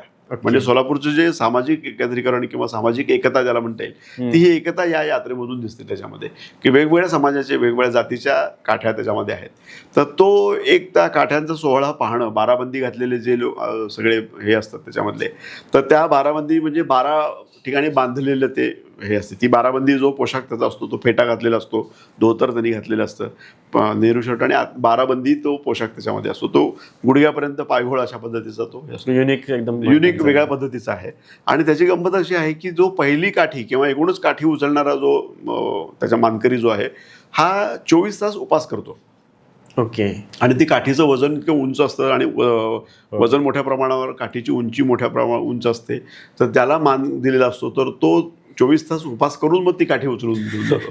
तर हे आणि 68 लिंग सिद्धेश्वर महाराजांनी स्थापन केलेली आहेत. तर 68 ठिकाणी ती काठी नेऊन त्याचं दर्शन या सगळ्या गोष्टी ज्या आहेत. तर हा अतिशय उत्तम अशा पद्धतीचा सोहळा जो आहे सोलापूरचा. आणि दरवर्षी संक्रांतीला 14 जानेवारीला तो मोठा स्वरूप म्हणजे 12, 13, 14 किंवा 13, 14, 15 जो कालखंड त्याच्यामध्ये येईल तर त्या ह्याच्यामध्ये तो होतो. हे एक सोलापूरच्या ह्याचं वैशिष्ट्य आहे. आणि लाखो लोक त्याच्यामध्ये सहभागी होतात. म्हणजे तो केवळ लिंगायत समाजाचा किंवा ह्याचा नाही, सोलापूरचे सगळे लोक येतात. विशेष म्हणजे जगभरामध्ये जिथे जिथे सोलापूरचे लोक आहेत हे या यात्रेसाठी खास येतात. आणि सोलापूरमध्ये सिद्धेश्वरांचं दर्शन त्या यात्रेच्या कालखंडामध्ये घेतात. ही प्रचंड मोठी यात्रा त्याच्यामध्ये आहे आणि अभिमानाची यात्रा आहे. त्या यात्रेच्या निमित्ताने त्याला गड्डा यात्रा असंही म्हणतात. तर तो होम मैदान सगळा जो परिसर आहे तिथं ते होमकुंड आहे आणि त्या योगदंडाशी विवाह केलेल्या कंदींनी त्या होमामध्ये आपला हे बलिदान दिलं अशा स्वरूपाची ती कथा आहे. ती वर्षानुवर्ष सांगितली जाते, पुराणामध्ये आहे, वेगवेगळ्या पुराणिक महाराज सांगतात सगळे, त्यामुळे ती कथा आहे. तर त्या होम मैदानाच्या परिसर म्हणून त्याला होम मैदान नाव दिलं. अग्नी हे आहे, होम आहे तिथे, यज्ञ वगैरे. तर त्या होम मैदानाच्या परिसरामध्ये मग वेगवेगळे खेळ असतात, पाळणे असतात, त्याच्यानंतर काय मौत का कुवा, मुक्तमुख, ह्या सगळ्या पद्धतीचे खेळण्या वगैरे सगळे तिथे असतात. तर मोठ्या प्रमाणावरती जे उलाढाल त्याच्यामध्ये होते. जवळपास एक महिनाभर हा सगळा जानेवारी महिन्यामध्ये पूर्ण महिनाभर तो सगळा उत्सव मोठ्या प्रमाणावर केला जातो. सिनेमे पूर्वीच्या काळामध्ये तंबूतले सिनेमे जे होते तर त्या गड्डा यात्रेमध्ये आम्ही अनेक वेळा छोटे छोटे किती साधारण 15 मिनिटं 20 मिनिटाचा जो ट्रेलर दाखवल्यासारखा तो असायचा. पण तो सिनेमे बघणं हे सुद्धा सोलापूरकरांच्या सिनेमा वेडाचं वेगळंच हे आहे त्याच्यामधलं. तर ते सिनेमे बघायचे, आरसे असायचे, आरसे. त्या आरशामध्ये वेगवेगळे चेहरा जर आपण समोरून असं बघितलं तर तो उलटा दिसायचा माणूस, किंवा बारीक दिसायचा, कोणी जाड दिसायचा, लठ्ठ दिसायचा. अशा त्या आरशांचा एक त्याच्यामध्ये होता. कुत्र्याचा एक गेम त्याच्यामध्ये होता, की त्याच्यानंतर एक गाढव होतं. गाढवाचा खेळ दरवर्षी यायचा.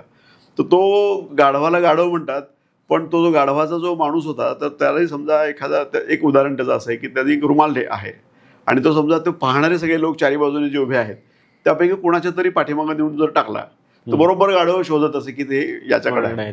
लाल शर्ट घातलेला माणूस कोण आहे सांग, तो बरोबर ते गाढव फिरून बरोबर यायचं, चक्कर मारून लाल शर्ट घातलेल्या माणसाच्या समोर येऊन उभं राहायचं. मग गाढवाला गाढव म्हणायचं का? कारण तो लाल शर्ट घातलेला, त्याला रंगाची ओळख काय. तर त्याचं एक टेक्निक आहे, तंत्र आहे. तो जो माणूस फिरवणारा जो आहे तो विशिष्ट अशा पद्धतीने खूण केल्यानंतर ते गाढव त्या ठिकाणी थांबत असे. असा तो गाढवाचा खेळ पण लोकप्रिय यात्रेमधल्या हे सगळ्या आमच्या लहानपणी आम्ही ते सगळं बघितलेलं आहे. आणि सोलापूरचा माणूस कुठेही गेला तरी ह्या सगळ्या गोष्टी ज्या आहेत त्याला त्याचं एक आकर्षण आणि ह्या गोष्टी. नंतरच्या टप्प्यामध्ये आपल्या मुंबईमध्ये वगैरे मोठमोठ्या हे आलेले आहेत, काय म्हणतात त्याला, पाळणे, विजेचे पाळणे, हे ते. पण हे सोलापूरच्या ह्याच्यामधलं तुमच्या धुळीमधले धूळ तिथं उडायची, पण त्या धुळीमध्येच आम्ही अल्पपहाराचे शेंगदाणे, त्याच्यानंतर चुरमुरे, ते ह्या सगळ्या गोष्टी खाणं पिणं सगळं जे आहे ते. हा एक चांगला. आणि आग्र्याकडची मिठाई यायची. आग्रा भागामधले जे मिठाईवाले जे होते तर त्यांची मिठाई सोलापुरामध्ये त्या ह्याच्यामध्ये यायची. तर ती मिठाई खाणं, असे वेगवेगळ्या गमती जमती त्या यात्रेच्या निमित्ताने असायच्या. तर तो एक चांगला आनंदाचा भाग त्याच्यामध्ये होता. आणि कपिलसिद्ध मल्लिकार्जुन जे आहेत, तर सिद्धेश्वर महाराजांनी त्या कपिलसिद्ध मल्लिकार्जुन आणि त्यांचं रिलेशन त्याच्यामधलं आहे, तर त्याची हे केलेली आहे. श्रीशैलवरून महाराज आले, सिद्धेश्वर महाराज आले, आणि मग कपिलसिद्ध मल्लिकार्जुन जे आहे सोलापूरच्या वाळवेस भागामध्ये त्या मंदिराची स्थापना तिथं झालेली. तर मल्लिकार्जुन मंदिरापासून सिद्धेश्वर मंदिरापर्यंत ती काठीची यात्रा जी आहे, ती काठ्यांचं जी काही मिरवणूक असते तर ती त्या परिसरामधून तिथून निघते आणि तिथं त्याची सांगता होते. अशा पद्धतीचा तो काठी यात्रेचा इतिहास त्याच्यामध्ये आहे. आणि सिद्धेश्वर महाराजांनी 11व्या शतकामध्ये या गोष्टी केल्या. ही जी माणसं महापुरुष जे असतात ते किती पुढचा दूरगामी विचार करणारे असतात, तर त्यांनी काही दुसऱ्या गोष्टी न करता त्यांचे 68,000 वचनं आहेतच कन्नड भाषेमध्ये त्यांनी लिहिलेली महाराजांची, सिद्धेश्वर महाराजांची. पण त्या वचनांच्या मध्ये त्यांनी माणुसकीने वागलं कसं पाहिजे, माणसाने माणसाचे रिलेशन कसं ठेवलं पाहिजे, हे मानवी संबंधाबद्दलचं लेखन केलेलं आहेच आहे. भक्ती मार्गाबद्दलचं पण त्याच्यामध्ये त्यांनी मार्गदर्शन केलेलं आहे. पण हे सगळं करत असताना त्यांनी पाण्याचा प्रश्न सोलापूरचा जो आहे हा 11व्या शतकामध्ये सोडवण्याचा प्रयत्न त्यांनी केलेला आहे. तर ती सोलापूरची जी मुख्य पाण्याची समस्या जी आहे, सोलापूरचं हवामान उष्ण आहे आणि कोरडं आहे, त्यामुळं महाराजांनी तो दूरगामी विचार करून ह्या पद्धतीचा तलाव तिथं निर्माण केला. तर सोलापूरचा सिद्धेश्वरचा तलाव हे एक महाराजांच्या मोठं काम आहे ते सगळं. बरोबर. आणि मगाशी तुम्ही उल्लेख केला की बाजूला तो किल्ला पण आहे, तो भुईकोट किल्ला होता किंवा आहे, आता मी बघायला पण गेलो होतो. तर मग त्याचं काय वैशिष्ट्य आहे, कारण तो पण खूप फेमस आहे. भुईकोट किल्ला सोलापूरचा अतिशय प्रसिद्ध आहेच आहे. त्याचं बांधकाम जे आहे ना ते वेगळ्या पद्धतीचं बांधकाम आहे त्याचं. म्हणजे त्याची रचना आता त्याच्यामध्ये वेगवेगळ्या राज्यकर्त्यांनी राज्य केलेलं आहे. म्हणजे त्याच्यामध्ये मुस्लिम राजवटीमध्ये पण त्या किल्ल्यामध्ये ते राजे होते. त्याच्यानंतर त्याचं तिथं शिवमंदिर सुद्धा आहे म्हणजे किल्ल्यामध्ये. त्याच्यानंतर किल्ल्यामध्ये एक बाळंतिणीची विहीर आहे. त्या किल्ल्याचं बांधकाम सुरू असताना विहिरीचं बांधकाम हे करत असताना एक काय म्हणतात त्याला, ते पडायचा, बुरुजसारखं पडायचा तो. मग कुणीतरी सांगितलं की एखाद्या बाळंतिणीला म्हणजे तिच्या ओल्या बाळंतिणीला बळी द्या, आणि मग तिचा बळी दिल्यानंतर हे जे बांधकाम किंवा हे पूर्ण होऊ शकेल. अशा पद्धतीचं ते सूचना केल्यानंतर त्या पद्धतीने गोष्ट घडल्या. तिथे एक शिलालेख आणि तिची नोंद पण केलेली आहे. देशमुख घराण्याला त्याच्या संदर्भातला मान पण आजही दिला जातो. त्याच्यासाठीचं वतन पण त्यांना दिलं जातं, तर त्याची पण नोंद त्या ठिकाणी केलेली आहे. आणि गमतीचा भाग म्हणजे ती जी विहीर आहे त्या विहिरीतलं पाणी पण लाल रंगाचं आहे. पण ते लाल रंगाचं पाणी जे आहे ते गेरू किंवा लाल माती जी असते त्याच्यामुळे ते पाणी लाल दिसतं त्याच्यामध्ये. तर हा बाळंतिणी, आता या बाळंतिणीच्या विहिरीच्या संदर्भामध्ये जेव्हा आम्ही पुन्हा आणखीन जरा जास्त वाचलं तेव्हा अशा पद्धतीच्या बाळंतिणीच्या विहिरीच्या कथा या अनेक किल्ल्यांमध्ये सांगितल्या जातात. ही कथा आपली खोटी आहे असं मला म्हणायचं नाही, किंवा दंतकथा आहे असं मला म्हणायचं नाही. ही घटना घडलेली आहेच आहे, पण अशा पद्धतीच्या घटना वेगवेगळ्या किल्ल्यांच्या संदर्भामध्ये सुद्धा सांगितल्या जातात त्याच्यामध्ये. तर तो एक त्यावेळेची प्रथाच ती असावी की जर समजा काही अडचण येत असेल, समस्या निर्माण होत असेल, तर त्याच्यावरचा उपाय म्हणून अशा पद्धतीने काही केलं गेलं. त्याच्या लोकांचे समज असतील. हा, कसं तो लोकांचा समजुतीचा भाग असू शकतो. आणि मंदिरामध्ये जे शिवमंदिर त्याच्या हे जे केलेलं आहे, तर त्याचं पण बांधकाम वेगळ्या पद्धतीचं तिथं केलेलं आहे. आता ते ह्याच्यामध्ये पुरातत्व खात्याकडे संपूर्ण किल्ला तो दिलेला आहे, पण त्या किल्ल्यामध्ये खंदक जो केलेला जातो, खंदक म्हणजे किल्ल्याच्या रक्षणासाठी त्याच्या चारी बाजूनी पाणी त्याच्यामध्ये घालून प्रत्यक्ष जर काही कुणी जर हल्ला वगैरे केला तर तो पटकन तो त्या किल्ल्यावरती त्याचा हे होऊ नये म्हणून त्यांनी आक्रमण जे आहे ते तिथंपर्यंत थोपवलं जावं यासाठी तो खंदकही केलेला होता. बरोबर. किल्ल्याचा जो मुख्य दरवाजा जो आहे तो हत्तीच्या धडकेने उघडायचा. ओके. इतक्या ताकदीचा आणि इतक्या हत्तीची धडक सुद्धा, हत्तीला सुद्धा तो उघडला जायचा नाही, इतकी त्याची तो दरवाजा भक्कम आणि याचा आहे. तर तोही भाग त्याच्यामधला वेगळा वैशिष्ट्यपूर्ण अशा पद्धतीचा आहे. तो दरवाजा मोठ्या ह्याच्यातला आहे, मंदिराचं बांधकाम त्या पद्धतीचं आहे.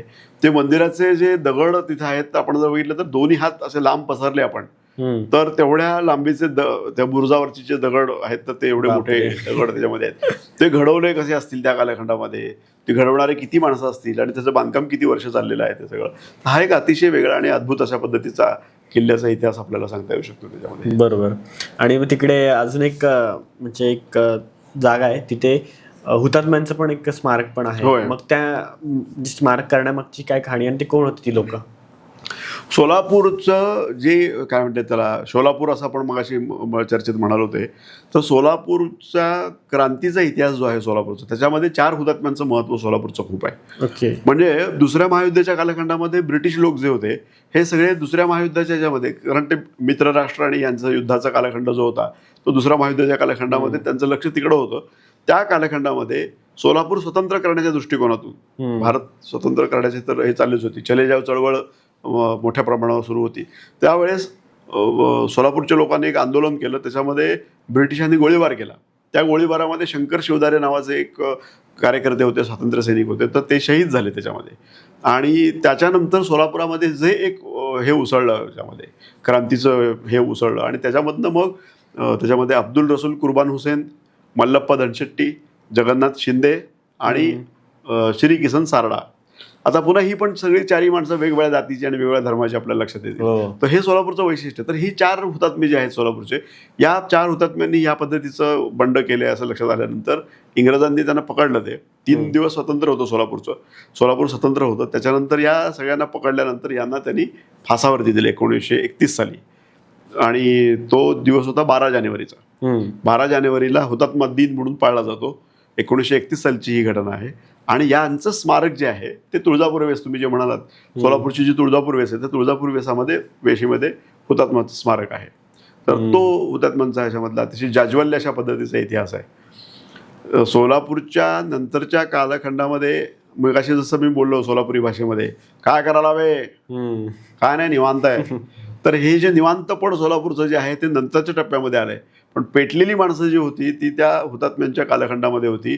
त्यानंतर सोलापूर जे विझत गेलेलं आहे. तर आता सोलापूरमधले जे अस्सल पेटलेले लोक आहेत ते सगळे पुण्यामध्ये आणि मोठ्या शहरांमध्ये गेलेले आहेत. आणि ज्यांचं काही अशा पद्धतीची चर्चा वेगवेगळ्या ठिकाणी केली जाते. आणि आम्ही त्याच्या बातम्या, त्या न्यूज ज्या आहेत त्या वर्तमानपत्रांमध्ये छापलेल्या आहेत की सोलापूरमध्ये क्रांती एकदाच झाली, ती मार्शल लॉ त्यावेळेस पुकारलेला होता. या 4 हुतात्म्यांच्या कालखंडात झाले आणि नंतरच्या टप्प्यामध्ये सोलापूर अजूनही क्रांतीच्या उंबरठ्यावरती आहे किंवा क्रांतीची वाट बघत आहे अशा पद्धतीची चर्चा त्याच्यामध्ये केली जाते. तर हा 4 हुतात्म्यांचा मोठा सोलापूरला वारसा मिळालेला आहे. तर अशा पद्धतीचे भारत स्वतंत्र व्हायच्या आधी 3 दिवस सोलापूर स्वतंत्र होतं. हा सुद्धा एक मोठा इतिहास सोलापूरच्या नावावरती आपल्याला म्हणता येईल.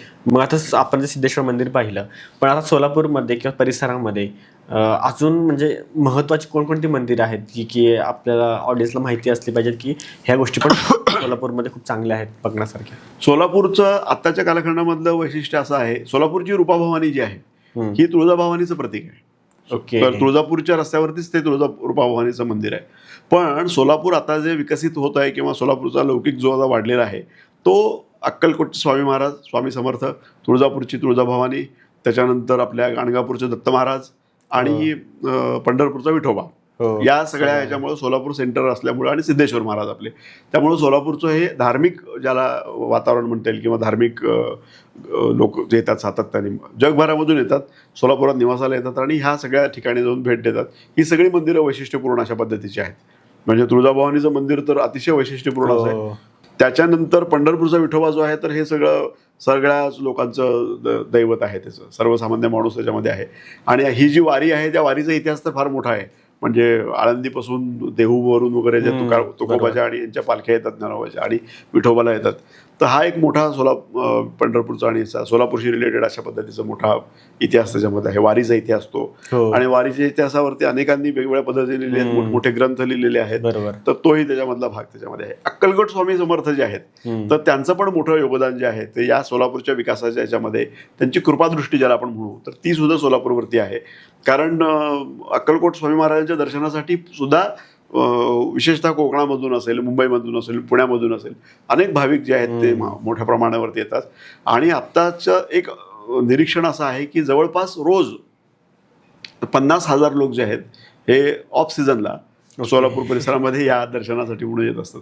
सीझनच्या काळामध्ये तर लाखोंच्या संख्येने त्याची हे आहे.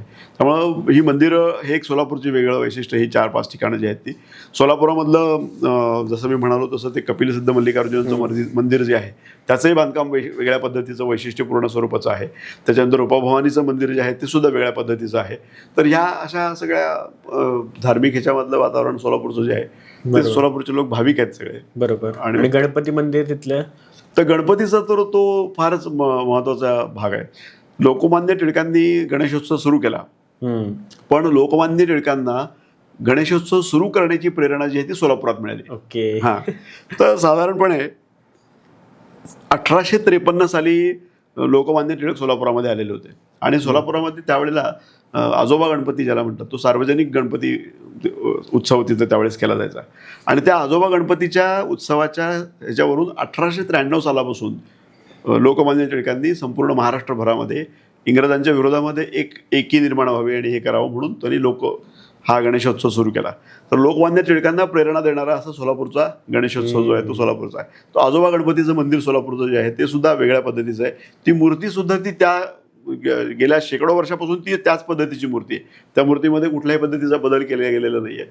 ती तशाच स्वरूपाची मूर्ती तिची आहे. तर त्या मंदिराला सुद्धा मोठ्या प्रमाणावरती लोक भेट देतात आणि दर्शनासाठी लोक तिथे येत असतात. तर तेही मोठ्या प्रमाणावर आहे. सोलापुरामधली जैन मंदिरं जी आहेत तर ती जैन मंदिरं सुद्धा वैशिष्ट्यपूर्ण असतात. दिगंबर जैन समाजाचं मंदिर आहे, श्वेतांबर जैनांचं पण मंदिर वेगळ्या पद्धतीचं आहे. तर ही पण मंदिरं मोठ्या ह्याच्यामधली आहेत आणि त्यांची पण बांधकामं वैशिष्ट्यपूर्ण अशा स्वरूपाची आहेत. त्यातली स्वच्छता आहे, त्यांचं छतांचं, त्याच्यानंतर त्यांचं जे काही एकूण आतली रचना जी आहे त्या रचनेचं सुद्धा अगदी कौतुकास्पद अशा पद्धतीचं आर्किटेक्ट किंवा त्याचं जे वास्तुशिल्प ज्याला म्हणतात तर ते त्यावेळेस केले गेलेलं आहे. तर तो एक भाग त्याच्यामधला आहे. सोलापुरामध्ये जैन समाज मोठ्या प्रमाणावरती आहे. म्हणजे जैन समाजाची काय म्हणते तर श्राविक आश्रम आणि हा जो परिसर सगळा जो आहे तो हा सुद्धा सोलापूरच्या ह्याच्यामध्ये वैशिष्ट्यपूर्ण अशा पद्धतीचा आहे. शिक्षणासाठी त्या श्राविक आश्रमचं मोठं महत्त्व आहे. त्याच्यानंतर श्राविक आश्रममध्ये महिलांना मोठ्या प्रमाणावरती शिक्षण दिलं जायचं. ज्या पीडित आहेत किंवा काही हे आहेत अशा महिलांना सुद्धा तिथं शिक्षण दिलं जायचं आणि त्यांना प्रगती व्हावी त्यांची या दृष्टीने प्रयत्न केले जायचे. आता श्राविक आश्रमच्या वेगवेगळ्या शाळा त्याच्यामध्ये आहेत. त्या ठिकाणी तेजलमती किंवा कस्तुरबाई शहा, त्या कस्तुरबाईंनी जी काही काम केलेलं त्यांना पद्मश्री सुद्धा त्याच्यामध्ये त्यांच्या त्या ह्याच्यामुळे मिळालेली आहे. आणि तिथंच नीलानगर परिसरात श्राविका तिथं द रा बेंद्रे लिहायचे. महाकवी द रा बेंद्रे ते नीलानगरच्या चाळीमध्ये राहायचे. तर महाकवी द रा बेंद्रेंचं वैशिष्ट्य असं की ते दयानंद अँग्लो वैदिक संस्था जी आहे त्या दयानंद अँग्लो वैदिक संस्थेमध्ये शिक्षक म्हणून म्हणजे प्राध्यापक म्हणून तिथे कामाला होते आणि ते पदवीधर होते आणि पदव्युत्तर पदवी पाहिजे. ओके. कारण प्राध्यापकाला पदव्युत्तर पदवी पाहिजे. मग त्यांनी पदव्युत्तर पदवीची परीक्षा द्यायला लागले तेव्हा त्यांना अभ्यासाला जे पुस्तक होतं त्यांचंच होतं आणि सदाच्याच पुस्तकावरती त्यांनी परीक्षा दिली आणि त्यात त्यांना जेमतेम 35 मार्काला जर पास असेल तर 36 मार्क मिळालेले होते. तर तो जो पेपर तपासणारा माणूस होता की ह्याला हे कळलंच नाही म्हणाले ते बेंद्रेंनी काय लिहिले ते. आणि तो बेंद्रेंचा पेपर होता. अशी एक आख्यायिका किंवा चर्चा जी आहे ती त्यावेळेस ती सांगितली जाते. तर बेंद्रे हे रोविंग प्राध्यापक किंवा रोविंग प्रोफेसर आहेत असं त्यावेळेस श्रीराम शर्मा म्हणायचे. म्हणजे बेंद्रेंनी सोलापूरच्या याच्यामध्ये लौकिकामध्ये मोठी भर घातलेली आहे. म्हणजे सोलापुरामध्ये 1940-44च्या कालखंडामध्ये सोलापुरात ते होते दुसरा महायुद्धाच्या नंतरच्या टप्प्यात. तर ते ह्याच्यावरून धारवाडवरून सोलापुरामध्ये आले ते उपजीविकेच्या ह्याच्यामध्ये. आणि बेंद्रेंचं मोठं योगदान सोलापूरसाठी असं आहे की अनेक शिष्य त्यांनी घडवले. त्यांचं एकूण साहित्यामधलं योगदान मोठं आहे. पत्थरगीती नावाचं, आपण जसं येरे येरे पावसा तुला देतो पैसा हे जसं आहे, ह्याचा करता कोण आहे आपल्याला कोणाला माहिती नाही. तसं पत्थरगीती किंवा अन्य ज्या कविता आहेत, अशा कविता ज्या आहेत या बोलगाणी किंवा बडबडगीतं अशा पद्धतीच्या कविता द.रा बेंद्रेंच्या कन्नडमधल्या आहेत. त्यांचं नागकुतंतू नावाची जी कादंबरी किंवा त्यांचं लेखन जे आहे त्या लेखनामध्ये सुद्धा वेगळं आणि वैशिष्ट्यपूर्ण अशा पद्धतीचं हे आहे. त्याचा मराठी अनुवाद सुद्धा केला गेलेला आहे. तर बेंद्रे हे सोलापूरचं अतिशय मोठं वैशिष्ट्य होतं. तर ते त्या श्राविकाश्रम आणि परिसरामध्ये राहायचे आणि त्यांनी म्हणजे कन्नड शिकवणारे ते हे होते, प्राध्यापक होते. आणि त्यांनी काही म्हणजे सोलापुरामध्ये कन्नडसाठी खास वर्ग किंवा प्राध्यापक महाविद्यालय होतं. म्हणजे राधाकृष्ण आपले राष्ट्रपती जे होते ते सुद्धा त्या संस्थेचे, म्हणजे तिकडं त्यांचं शिक्षण झालं. किंवा अटल बिहारी वाजपेयी वगैरे. तर दयानंद अँग्लो वैदिक संस्था जी आहे त्या संस्थेच्या तिकडल्या शाखा ज्या आहेत उत्तर भारतातल्या आणि त्यात त्यांचं शिक्षण झालेलं आहे तिकडं.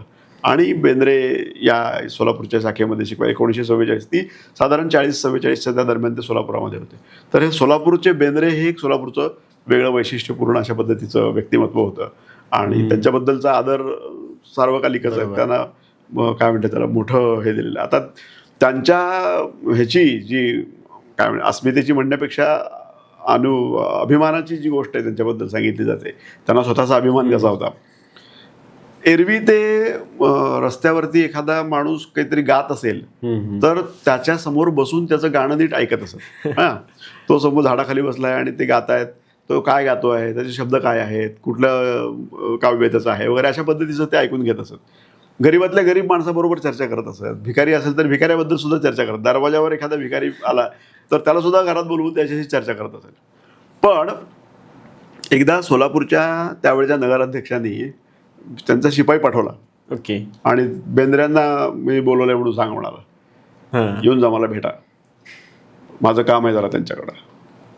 तर बेंद्रे म्हणाले की कुणाचं काम आहे माझ्याकडं? नगराध्यक्षांचं काम आहे.